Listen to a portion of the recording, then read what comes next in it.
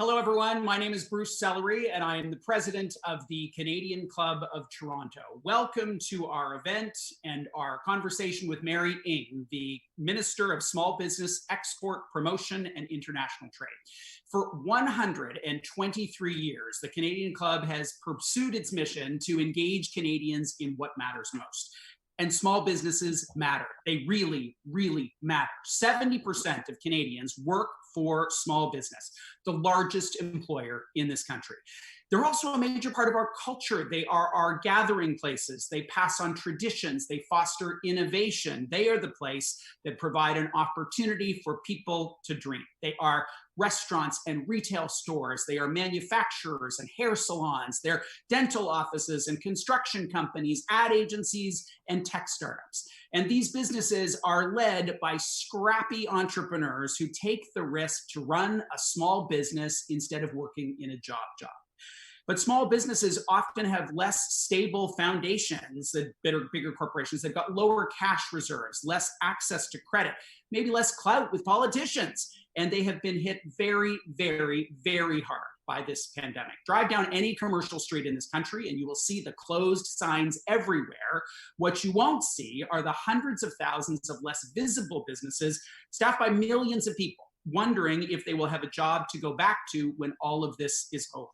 Those are the stakes, and that is the focus for our conversation today. Now, before we dive into today's topic, I want to tell you a bit about the things that are on your screen right now. First off, the most important thing, the questions tab. So we are going to take your questions directly to the minister, and how you submit them is by pressing that little questions tab button and typing it into the system and hit and go.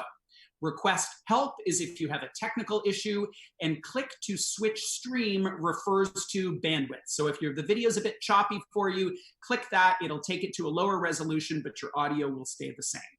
I want to thank today's sponsor for today, without which this event would not be possible. It is Canada's largest network of independent pharmacies. They are Guardian, IDA, Remedies RX, Medicine Shop, Uniprix, and Proxim. Thank you very much for stepping up and supporting this event. Now, despite our move to a virtual format, one of the Canadian Club traditions that has not changed is the toast that we make to our country. Minister Ng, I'll introduce you in a second, but before I do, if I could ask you to raise your glass for the traditional toast to Canada. To Canada. Canada. And we'll take a little drink of water here, though I'm sure many Canadians would like something a little stiffer. It's been going on. The Honourable Mary Ng is Canada's Minister of Small Business, Export, Promotion, and International Trade. First elected Member of Parliament for Markham Thornhill in April 2017, Minister Ng was appointed to Cabinet in July 2018 as Minister for Small Business and Export Promotion. After being successfully re-elected in November 2019, she became Canada's Minister for Small Business, Export Promotion, and International Trade. Prior to serving as an MP, Minister Ng served as Appointments Director for the Prime Minister and as Executive Director for the President of Ryerson University, where she oversaw the creation of the world-leading business incubator for tech startups, DMC. The minister is going to make a few opening remarks, and then we will get into the conversation with your questions. So as I said, please submit them. We will get to as many as we possibly can. Minister Ng, the Canadian Club podium is now yours. Over to you. Well, thank you so very much, Bruce. And, thank you to the Canadian Club for hosting this incredible meeting today. And this meeting on Zoom is extraordinary. And I know that there are many members who are here. I'm looking forward to speaking to you in the Q&A portion. And I want to thank all of you for your incredible contributions, and to acknowledge what Bruce has so eloquently said. Small businesses really are indeed the heart of our communities and the key economic driver to the Canadian economy. And I want to thank all of our businesses who are here and entrepreneurs who are here, because the contributions that you are making right now to help plank the curve or flatten the curve in Canada by staying home, and in so many cases closing your door or ramping down your operations has impacted your businesses, but you are also doing your part, as we all are as Canadians in this very difficult time where we are all fighting COVID-19. And over the many weeks, we have been listening to the thousands upon thousands of business owners and entrepreneurs across the country of every size and in every sector, so that we can understand the issues and the challenges that you have and how we can respond and support you through this very difficult period. And if you leave with anything from this call today or this Zoom today, I just want to be clear. We're going to do whatever it takes to support you through this, and we're going to be by your side and do whatever is necessary to ensure that Canadians stay safe and healthy, and to support our small businesses through this period. And we've done a number of things as a government to help businesses. I sort of largely group them into three categories based on what we heard from businesses. Number one is to help you keep your employees. So through this, the Canada Emergency Wage Subsidy is where the Government of Canada will pay 75% of your wages to businesses of any size, covering any sector all across the country. The threshold, of course, to access the wage subsidy is that you will have to have experienced revenue loss. And today, the Prime Minister announced that the calculator to calculate your wage subsidy is now available on the Canada Revenue Agency's website, and this will open up on Monday. We're also helping businesses keep their costs low. Businesses have asked us to do that during this period. So what we've done is we have deferred GST, HST, customs duties payments so that they are extended for the next 3 months. And of course, filing income taxes are extended until June, and the payment of those of any payments are deferred until August. And this is going to help over 3 million businesses and self-employed people. We've also heard from businesses that it's really important during this time to have operating funds so that they can pay for the bills, they can pay their operating costs. And this is where we have introduced a number of lending supports, but I think the one that many small businesses can absolutely take advantage of right away. The others are also available right away, but the one that I want to draw attention to is the $40,000 interest-free loan. It's available right now through your financial institution, so your bank or your credit union, and $10,000 of that is forgivable if you're able to pay it back by the end of 2022. And to date, just to give you an idea of, of who this is helping, over 300,000, so over 250,000. Well over 250,000 business owners have already been approved for their loan through their bank or credit union. And we've also just expanded the threshold for getting access to this $40,000 loan. So the threshold for payroll is now dropped to 20,000 and increased to 1.5 million, very much based on what we heard from businesses. And for those businesses, small and medium-sized enterprises that need larger than $40,000, we also have loans that are available all the way up to $12.5 million, also available through your financial institution, and these are also largely guaranteed by the Government of Canada as well. We also know that there are many self-employed individuals who have seen, who are not receiving a paycheck, who are not receiving, anything during this period because of COVID-19. And for these individuals, the Canada Emergency Response Benefit is available to you. It's $2,000 a month. That those applications are already opened as well, so you can go through the CRA, and they're available to anyone who's making less than $1,000 a month because of COVID-19. And finally, we also heard from a lot of small businesses that one of their significant capital costs, one of their significant monthly costs is rent. So we are working very hard, very diligently, as fast as we can to provide support here through the new Canada Emergency Commercial Rent Relief, rent assistance. This is an area that is under provincial and territorial responsibility. So we're in active discussions, working, like I said, as fast as we can so that we can get that, we can get that support out to businesses as well.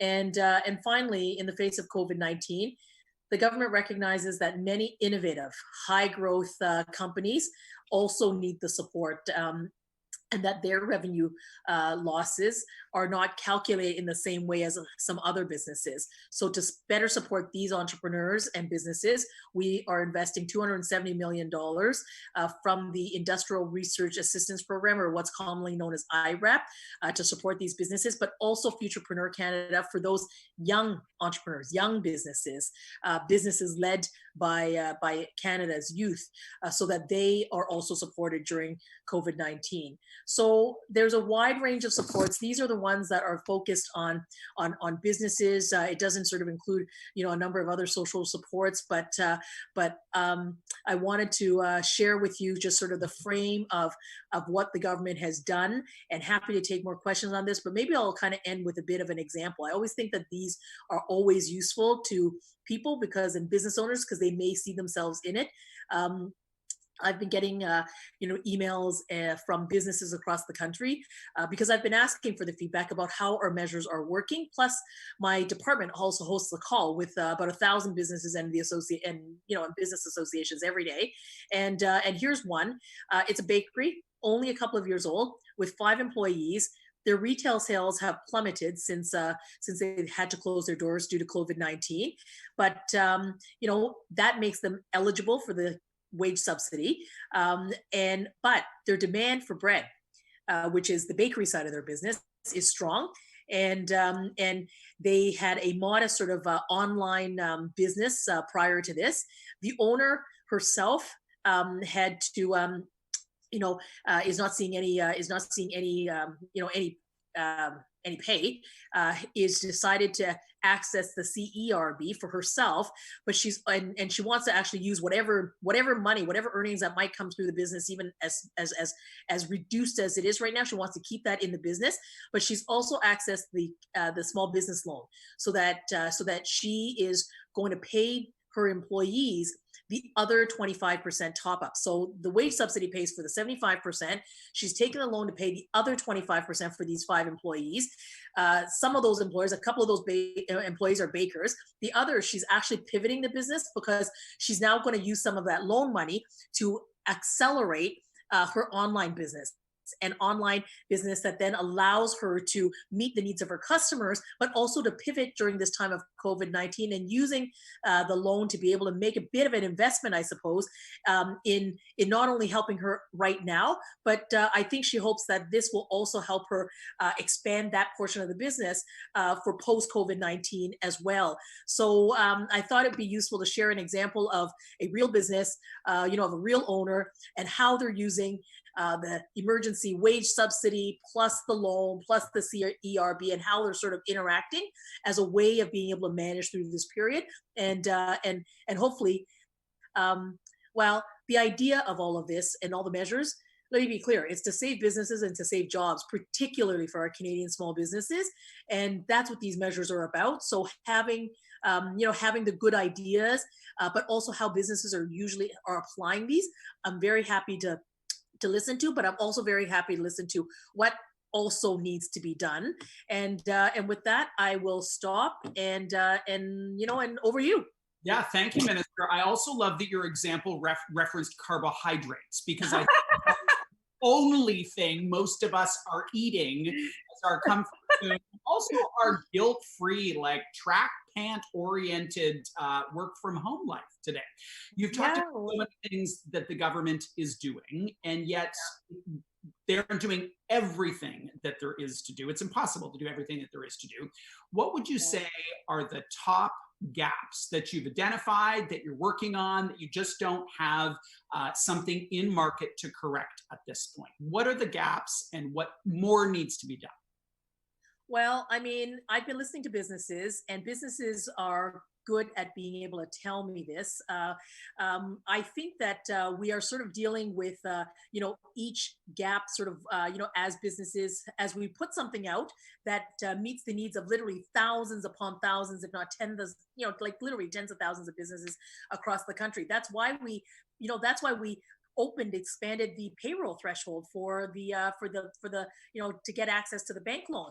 It's why we also, through my colleague, the economic development minister, where we invested about $600 and some odd million through the regional agencies, the regional development agencies across the country, also community futures that deal with businesses in the rural communities. So one by one, we're sort of addressing that. And, I am still hearing that there are still some businesses, for example, those where they didn't set up their structure and used a payroll. but that they have, that they set up their structure. The structure of their business actually has, has contractors or subcontractors. So the hair salon, for example, or the, the gym, that contracts out a number of, of people who actually work there, but their work arrangement is through contracts. So we are still looking through and working through these very issues for businesses. And look, as I said at the outset, and I'm going to always repeat this, the work isn't done, and I'm committed to continuing to work with Canada's businesses so that we can help support you. And what I find very, very heartening as well is that businesses are also, because they're sending in examples, they're saying, by the way, we did this and this sort of work for our business. And I'm, and I'm using my social media to share that every week. In fact, I have this, I started this, I think it was two weeks ago. It's called Ask Me Anything on Instagram. So during the week, you can ask me anything. And then on Monday, I post the top 5 most frequently asked questions and hope to provide some clarity in addition to the range of tools that we've put out there as a government. Okay, our next question is, can you explain the preference for loans versus grants to support businesses that had to close? The questioner referenced other countries, France, Denmark, UK, for providing both loans and grants to small businesses. How do you think through the different tools in your toolbox there as related to loans versus grants? Well, that's exactly what the $40,000 interest-free loan is. It is a hybrid. It's $40,000. It's interest-free. It's accessible right now. As I said, over 300,000 businesses have already, gotten access to that, and $10,000 of that. So 25% of that is forgivable.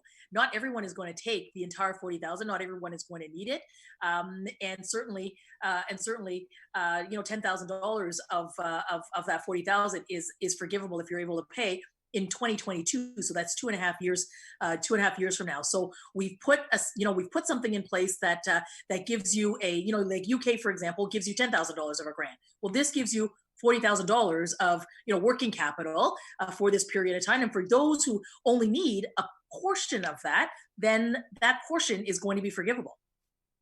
One of the other questions is around the relationship between big companies and small companies. This questioner uses the example of automotive and aerospace, large companies supported by smaller business in the supply chain. And the area of stress that they're pointing to is small businesses are dealing with the extension in the payment cycle from the large customers during the pandemic. The question specifically is the government considering policies that require the large companies to respect payment terms in order to access broader government support? That's a very good question. In fact, it's the first question like this that I have heard, and I think on general principle, we do hope that during this time of difficulty, that there is some flexibility. We certainly are seeing that in landlords. Across the country. I wouldn't say that that's across the board. It's why we need to, do the work that we need to do to make sure that small businesses are supported. But we are seeing that flexibility, and I would encourage those companies to exercise that flexibility, because these are the companies in your supply chain. These are also the same small and medium-sized businesses that help you be successful. So I think that business relationship is a really important one. One of the unintended consequences, this is another question from our online audience. One of the unintended consequences of the CERB is that employees at the lower end of the pay scale are disincentivized to work, given that there is a small gap in earnings. This has a significant impact on small businesses. How will that disincentive be resolved to allow for a rapid restart to the economy? Well, that's a really good question. I'll take a step back for just a second. What are we trying to do? We're trying to, as an entire country and using an entire Team Canada approach, to plank this curve. The fight is the fight against COVID-19. And and what we needed to do was make sure that people had the support so that they weren't thinking about, how am I going to feed myself and my family? Am I going to have a roof over my head during this time? And how do I do these measures that we're all asking everyone to do, to plank the curve, stay at home, physical distancing, not go out, not go to work, and making sure that Canadians were supported was what was job one, and that in large is what the CERB is about. It's about people who saw a complete loss in income right away, and this is to help many Canadians across the country, and that's what the CERB is about.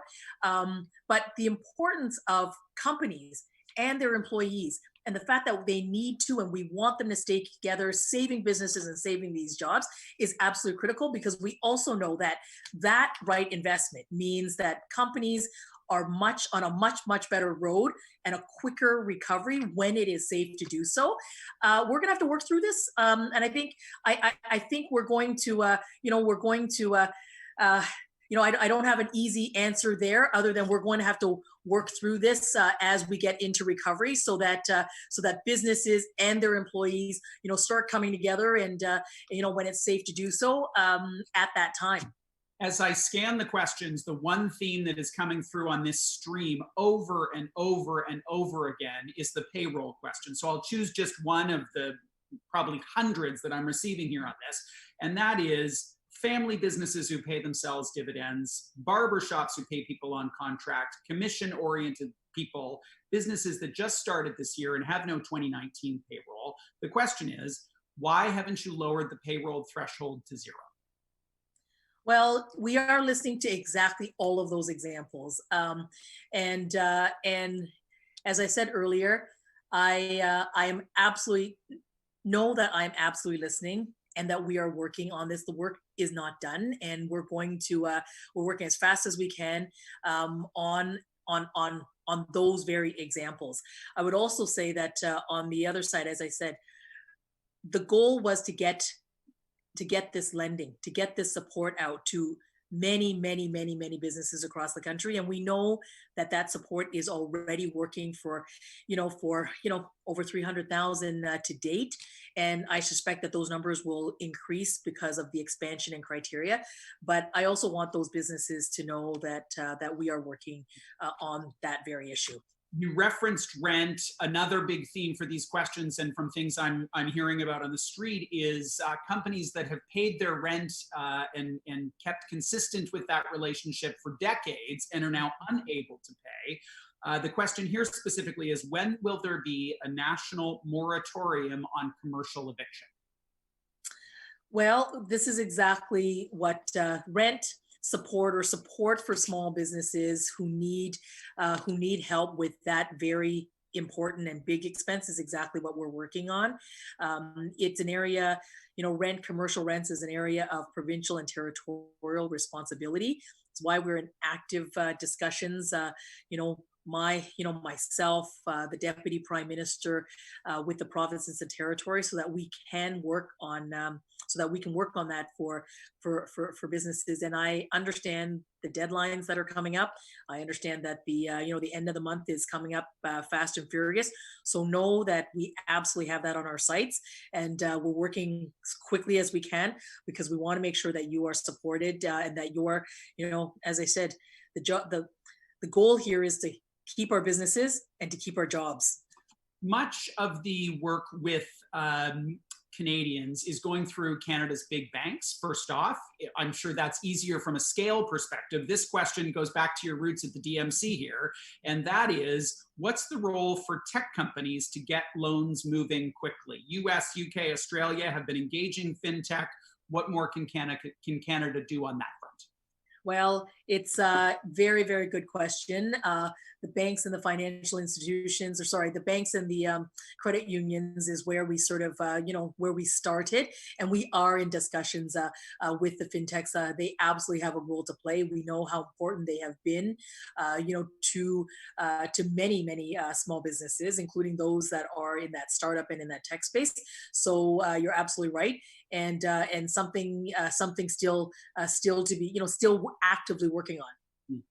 Where people have been laid off, this questioner wants to know, is there funding, or could there be funding for laid off employees of small businesses to advance their skills from home through distance learning in order to keep employees engaged? It's kind of a great question, because I know most people who have Yeah. been furloughed are like, get me back to work. This is not a vacation. People want to work. So Yeah. is there a way that the government can enable skills development in these times? Yeah, that's a very good question, I must admit I don't have sort of the answer off the top, but I know my colleague who is the minister responsible for employment and for skills development. I know that she's thinking about it because it's how she works. So I'm happy to maybe just follow up, Bruce, with you afterwards when I can go and find the answer and get it to you. But we are absolutely thinking about it, and we're absolutely thinking about that, and to make sure that we also are able to support people in that productive way as well, as best as we can. We know it is very early to be talking about restarting, but at least we're starting to talk about it, in part because it makes us feel better, and in part because in practical terms, we will need some time in order to do this responsibly. This question, as it relates to small business, is there is going to be a big need for working capital to get small business to ramp up, given the losses that they have started. Will there be additional programs that will support small business in that next phase of the cycle? Well, so it's interesting you asked that, because I'm going to draw to something you said earlier, that small businesses don't have clout, with politicians or with cabinet ministers, and I want to assure all small businesses you sure do, because I'm your small business minister. But what I would say about that is this. I have been, and my team and our government has been listening to small businesses across the country regularly. Like I said, my department, talks to over 1,000 small businesses every day, and has been for weeks. It's how we have rolled out these measures to be helpful to businesses. It's how we are, adapting and improving upon our first, sort of our first release, if you will. Recovery is not going to be different. I encourage businesses to send in and to continue to talk to us about those very ideas that you need, and we are very alive to make sure that we are working with you through this period, which is to save our businesses, save our jobs, keep our businesses together, so that when it is safe to do so, we're on that road. But on that road, I would very much welcome those very ideas that come directly from businesses as well, as we prepare. I have one last question, then I know you need to go, and it is this. We are admittedly still at the very beginnings of grasping with the economic consequences of the pandemic. Sure, there's this phase in which we're working from home, and we can kind of deal with that for a limited period of time. But as I read these questions that are coming in, they are both desperate, but also pragmatic about how long it's going to take for the businesses to recover, and the question about whether or not there will be demand within our culture for services that they offer. I just got an email from a dance studio. Will people come back to take our dance classes come the fall, even if we are allowed to open? How do you balance the reality that many, many, many businesses will fail with the optimism that we will get through this over the course of time, and based on the collective wisdom and wealth of this country? Yeah, to that point, you're absolutely right, Bruce. I mean, the collective wisdom and wealth and ideas of this country will get us through this. We are all taking good advice from those who we need to take the advice from right now, which is our public health officials, to make sure that Canada is on a good ground. From a health perspective, before we take the other measures to recovery. But I'm also so heartened by so many stories and ideas and ingenuity and innovation that's coming from our businesses. I mean, business owners and entrepreneurs do this because they've got a bit of gumption to be able to take on that risk to do their own venture, their own business, rather than sort of, like you said at the beginning, rather than just, work in a job. So So I have a lot of faith in Canada's entrepreneurs and our small businesses. That grit and that grit and that fight and that innovation. I think it's there, and we're going to be there every step of the way to support you in that recovery. I would also say that we also just we also just put out some significant support into the cultural sector, into the cultural and heritage sectors through my through my colleague minister of heritage, again to support those in arts, in culture, because in recovery there is there it is going to come back. Are there going to be new and different? I hope so. I sure hope so. But will there be the, I mean, if you think about it, will people still love to dance? I sure hope people are still going to love to dance.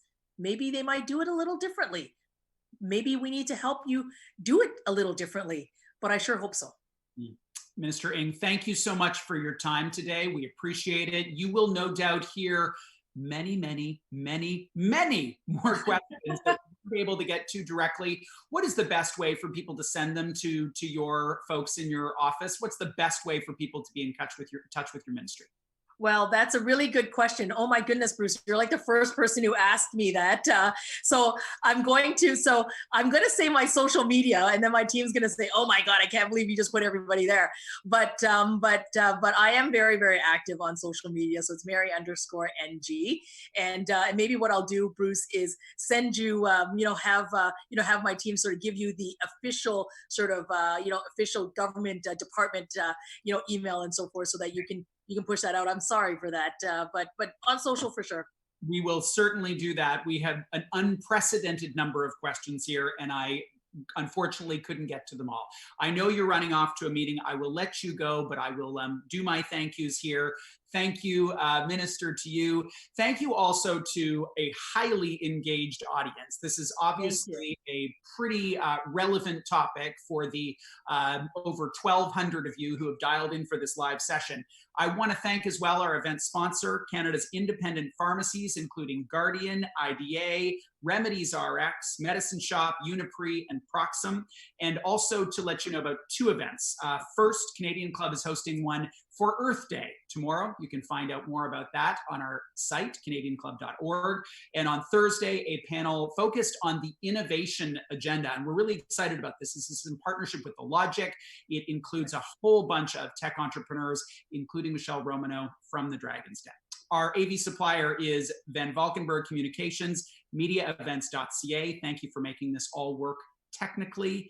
And again, to the minister, to our attendees, thank you so much for joining us, and stay tuned for much more to come from the Canadian Club of Toronto. Take care. Thank you so much, Bruce.